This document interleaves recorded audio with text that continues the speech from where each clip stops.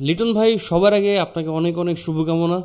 বাংলাদেশ দল নিয়ে আপনি দুর্দান্ত একটা পারফরমেন্স দিয়েছেন, পুরো দল জিতেছে, সিরিজ জিতেছে এবং আমরা খুবই আশাবাদী আগামীতে আপনারা অনেক ভালো করবেন।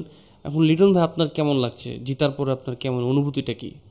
সবার আগে আলহামদুলিল্লাহ, মানে আমরা যে সিরিজটা জিতছি এর জন্য অনেক অনেক ধন্যবাদ, আল্লাহর কাছে অনেক লাখ লাখ শুক্রিয়া যে আমরা আসলে সিরিজটা জিততে পারছি।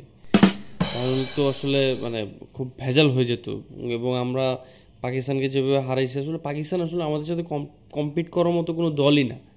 হ্যাঁ, পাকিস্তানকে আমরা দল হিসেবে গণিই না আসলে।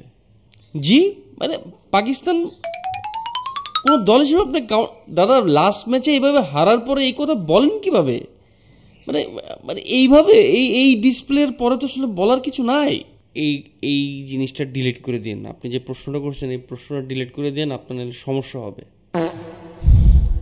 কি সমস্যা হবে ভাই? ওই দিন নাই, ওই দিন আর নাই, আগের দিন নাই, আগের দিন বাগে খাইছে। দেখেন ভাই, সমস্যা হবে। আচ্ছা বাদ দেন, শেষ ম্যাচে আমার মনটাও ভালো ছিল না, বুঝছেন? তার উপর আবার নাইম শেখ আর মিরাজ যে পারফরমেন্স দেখাচ্ছে, ব্যাটিং পারফরমেন্স দেখাচ্ছে, এরপর আসলে আমাদের জেতার কোনো অপশন ছিল না।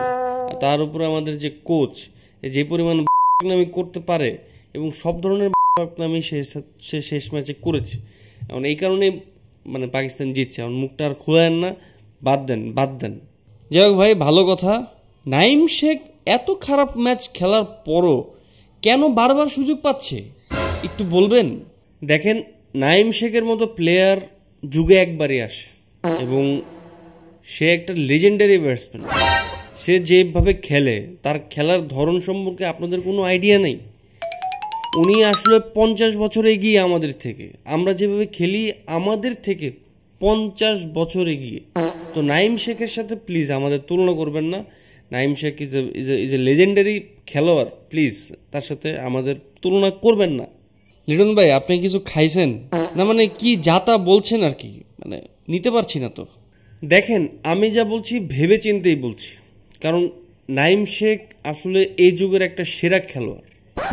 নাইম শেখ ক্রিকেটের পাশাপাশি ফুটবলও খেলতে পারে, আপনি জানেন? আরে ভাই, আচ্ছা, আরে ভাই খোদা না করুক, আপনার যদি কোনো ফুটবল খেলোয়াড় মানে বেশি পরিমাণে ইনজুর্ড হয়ে যায়, আপনি নাইম শেখকে ব্যবহার করতে পারবেন ফুটবল দলেও।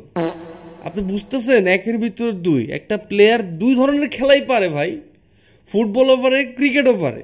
তো নাইম শেখের উপরে তো কোনো কথা হবে না ভাই, ওই স্পেশাল খেলোয়াড়। উফ ভাই, কি যা তা বলতেছেন। আচ্ছা বাদ দেন ভাই, বাদ দেন। আপনি একটু বলেন তো, এই যে সামনে এশিয়া কাপ আসতেছে, আপনি এই দল নিয়ে কতটা আশাবাদী সেটা আগে বলেন।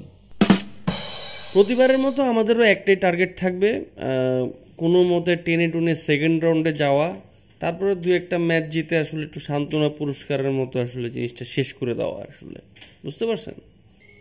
সান্ত্বনা মানে তো সহজ ভাই। আমি কি বলবো যে আমরা এশিয়া কাপ জিতেছি? তো এশিয়া কাপ জিতার এই কথাগুলো তো পরে আপনারাই আমার নিয়ে ট্রল করবে। আমি ভাই সব ঝামেলার মধ্যে নাই ভাই, প্লিজ। তার মানে আপনি সেফ খেলছেন, তাই তো?